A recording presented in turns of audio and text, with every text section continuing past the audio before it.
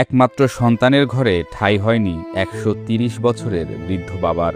নিজের সর্বস্ব দিয়ে যে ছেলেকে লালন পালন করেছিলেন মুয়াজ্জিন পিতা, আজ সেই ছেলের কাছেই তিনি অবহেলার বোঝা। ছেলে বাদ দেয় না, খোঁজও নেয় না। বৃদ্ধ বাবার কান্নায় আকাশ বাতাস ভারী হলেও মন গলেনি ছেলের। নিজের এই করুণ পরিণতি দেখার জন্য কোনো বাবার কি পূর্ব প্রস্তুতি থাকে? জীবন সায়ান্নে দাঁড়িয়ে ছেলের ঘর থেকে বিতাড়িত মুয়াজ্জিন তসিমউদ্দিন এখন শুধু ফ্যাল করে চেয়ে থাকেন পথের দিকে। মনে হয় আদরের সন্তান এসে বাবাকে বাড়ি নিয়ে যাবে। দিনের পর দিন সন্তানের জন্য এই অপেক্ষার কাছে হার মেনেছে মৃত্যুর অপেক্ষাও। এই লোকটা কাম করতো, এবারে কাম করতো করলি পরে তারপর সাওয়াল বল এখন বৃদ্ধ হয়ে গেছে, ওকে বাড়তেন টাড়িয়ে দিয়েছে। এই জায়গাটা আসে লয়েছে, তার জীবন যাপন চলাচ্ছে। এরা মানুষ না অন্য কিছু? দীর্ঘ ৫২ বছর মসজিদের মুয়াজ্জিনের দায়িত্ব পালন করলেও জীবনের শেষ বেলায় এসে তসিমউদ্দিন প্রামাণিক হাবুডুবু খাচ্ছেন আদরের সন্তান রায়হানের অবহেলার সমুদ্রে। একমাত্র ছেলের ঘর থেকে বিতাড়িত হয়ে এখন অন্যের বারান্দায় দাক্ষিণ্যের জীবন কাটছে শতবর্ষী বৃদ্ধের।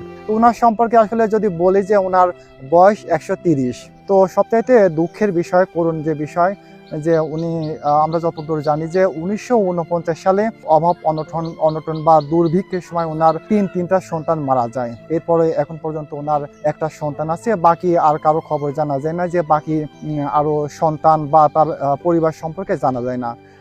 তার কিন্তু মাজা বাঁকা, অর্থাৎ তিনি সোজা হয়ে দাঁড়াতে পারেন না। আর এই বয়সে তিনি সোজা হয়ে দাঁড়াতে পারবেন না, এটাই কিন্তু স্বাভাবিক। ওনার যে সন্তান তাকে দেখাশোনা করে না। মানুষকে ভরণ পোষণের দায়িত্ব এই যুগে এসে এটা বলা যায় যে একটা কঠিন দায়িত্ব। যে বয়সে থাকার কথা যত্ন আর ভালোবাসায়, সেই বয়সেই কাঁদতে কাঁদতে চোখ ঝাপসা হয়ে আসে বৃদ্ধ তসিমউদ্দিনের। দীর্ঘ ৫২ বছর আল্লাহর ঘরে আজান দিয়েছেন যিনি, তিনি আজ এক থালা গরম ভাতের অনিশ্চয়তায় জীবন কাটাচ্ছেন। এই করুণ উপাখ্যান আমাদের ঘুণে ধরা সমাজের মূর্ত প্রতিচ্ছবি। আমি ডাইন পাও নামাইছি বাজান রে, বেটা কয় যে তোমার পাও যে নেই সীমানায় না নাবে। পাবনা সদর উপজেলার মনিদাহ পূর্বপাড়ার পরোপকারী কৃষক হেলালের বারান্দায় তার ঠিকানা।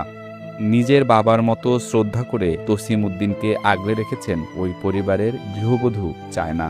অভাবের সংসার হলেও অমানবিকতার এই যুগে তারা তৈরি করেছেন মানবিকতার এক অনন্য দৃষ্টান্ত। ওনার দেখার মতো কেউ নেই, ছেলেও নাকি দেখে না। এখন আমার এখানে আসছে, আগে আসতো, তারপরে এই সময় এই বয়সে যে আইছে, এখন আসে আমাকে ডাকে, মা বলে ডাকে, আমাকে চিনতো। আমি তখন তো মা বলে ডাকে, যখন আমার বাড়ির নামিছে গাড়ি নিয়ে, তার যা ছিল পুরন ধরেন কাপড় চোপড় যা ছিল আইনি উঠলে, আমি তখন তো ফেলতে পারলাম না। ও বয়স, ওর হাঁটা দেখেই আমি নিজে অবাক যে আমি এই মুরব্বী মানুষকে আমি কীভাবে, আমি হাত ধরে বাড়ির মধ্যে নিয়ে আসি। আগে বললাম যে চারটে খাও, চারটে খাওয়া দাওয়া করায়, তারপরে সব শুনলাম যে এখানে এইভাবে কেন এলেন। তখন আমাকে বললো যে আমার দেখার মতন কেউ নেই, আমি তোমার এখানে আসছি, আমি মেরে ফেলা দাও, আর না তোমার বাড়িতে আমার থাকার জায়গা দাও। আমার ঘরও নেই, একটা ঘর আমি থাকি, সেই ঘরের বারান্দার তার থাকার ব্যবস্থা করে দিছি। নিজে না খেয়ে যে সন্তানের মুখে খাবার তুলে দিয়েছেন তসিমউদ্দিন, সেই সন্তানের ঘরে এক মুঠো ভাত না জোটার কষ্টের কাছে হার মানে জাহান্নামের আগুনও। ওনার যখন কর্ম ভালো ছিল তখন ওনার চাল পাল, বউ চাল পাল সবাই ছিল। এখন ওনার কর্ম নাই, এখন ওনাকে কেউ দেখতে পারে না। এই কারণে ওনার আর কেউ নাই। উনি আসে আমাদের এই জায়গায়, এই পরিস্থিতি, খুব খারাপ পরিস্থিতির মধ্যে উনি থাকে, খুব কষ্টের মধ্যেই। তসলিম নামের যে লোকটি আমাদের এখানে আসে থাকে, এই লোকটি আগে এখানে এসে কৃষি কাজ করতো আমাদের মাঝে। কাজ করতে পারে না, তারপরে উনি দেশের বাড়িতে মসজিদে মরজমের কাজ করতো। ওখান থেকে কাজ করতে করতে একটা অ্যাক্সিডেন্টে তার মাজার সমস্যা হয়ে যাওয়ার পর তার ছেলে মেলে ছিল, সে একটা ছেলে, সে ছেলেও ভাত দেয় না, না দেওয়ার কারণে এখন আসে আমাদের গ্রামে হাসুভাইয়ের বাড়িতে এখানে এসে থাকে। যার বাড়িতে থাকে সেও খুব গরিব মানুষই, সেও নিজে ভালো চলতে পারে না, কিন্তু ওই লোকটি আসে এখন আমার এই জায়গায় থাকে, তার বাড়ি ঘর কিছুই নাই।